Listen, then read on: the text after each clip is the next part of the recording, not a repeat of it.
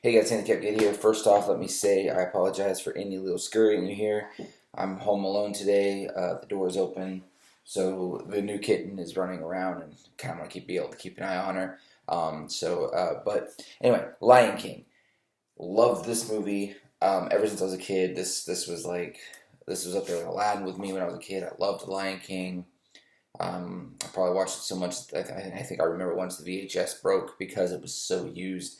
It was the movie as a kid that at the end, when it was over, I would rewind it and try to watch it again. It was that movie for me.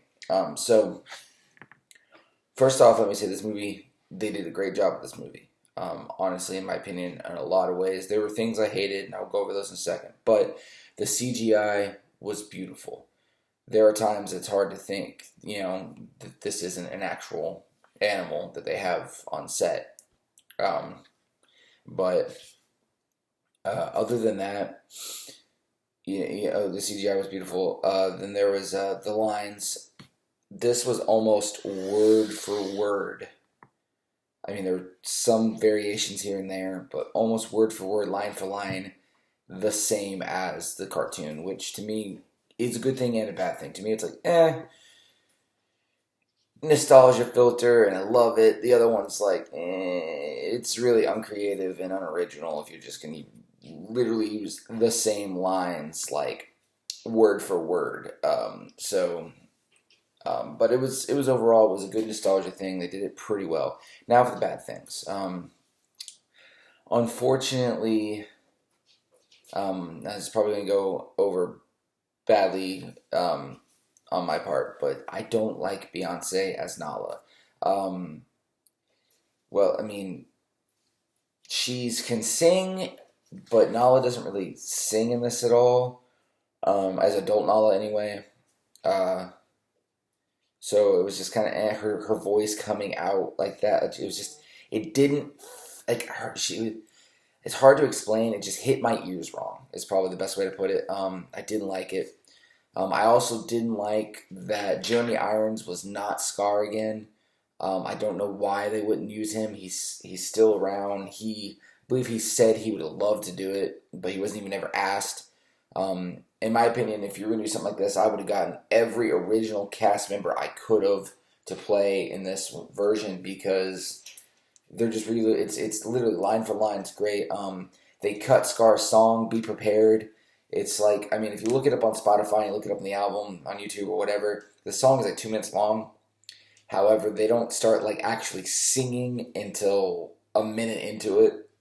So it's not even that long. The actual song part's only the last 30 seconds. The rest of it's like opera talk singing. And to me, that was like one of the best songs in the entire movie, other than I Just Can't Wait to Be King. And it builds the villain. It develops Scar, which they didn't really do much in this.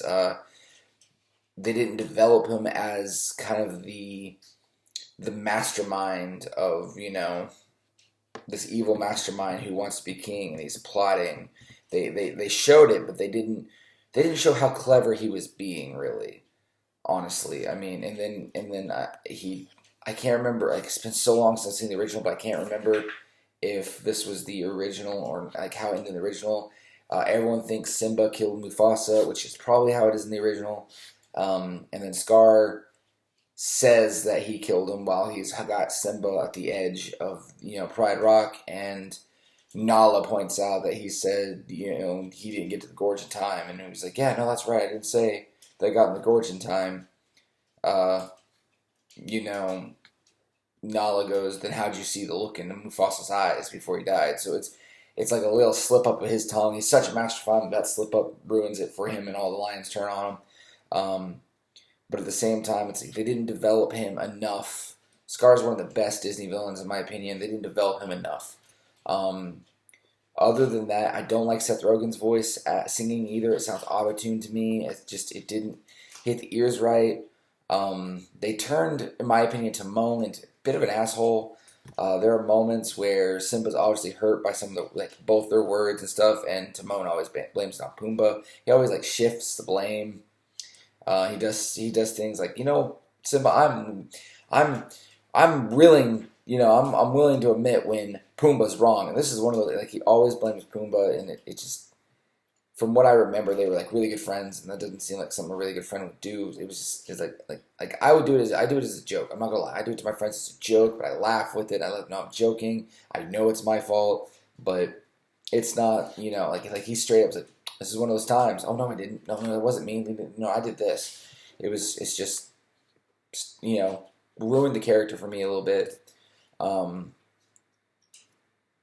I mean, I think that's about everything bad about it that I saw. The only other bad thing I saw. Oh, this is probably the major thing. Sorry, I can't believe I almost forgot this. The worst thing about this was, like, yes, it's The Lion King. It was a good movie, but it's not The Lion King. Every word was this pretty much line for line the same. The scenes were almost the same. It was great. However, this was Planet Earth with talking animals. The CGI was so beautiful, looked realistic, but the line, like, we'll take "Can't Wait to Be King" song. All right, for example, it's colorful. It's got all these different colors. It's showing animation at the time. He's sliding down giraffe necks. It's really playful and not realistic at all. In this version, the guy who played young Simba did amazing. His voice is awesome. It's probably the closest to all the original songs. I loved it.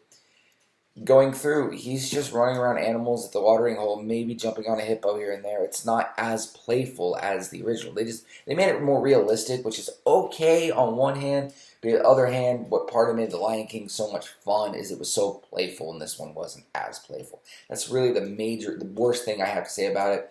Other than that, if you're going to go see it, it is kind of worth that nostalgia filter if you're, early 30s, late 20s, like, I am, and you grew up with the movie, or you grew up with your kids watching it, and you want to show it to your grandkids, whatever, it is worth it. Go see it. All right, guys, we're going on 7 minutes now, so that's about it. Long review, I know, but decent movie. Definitely, in my opinion, maybe I want to say 3.5 stars because it is a good movie, but it is just a rehash of Lion King. It's just a redo.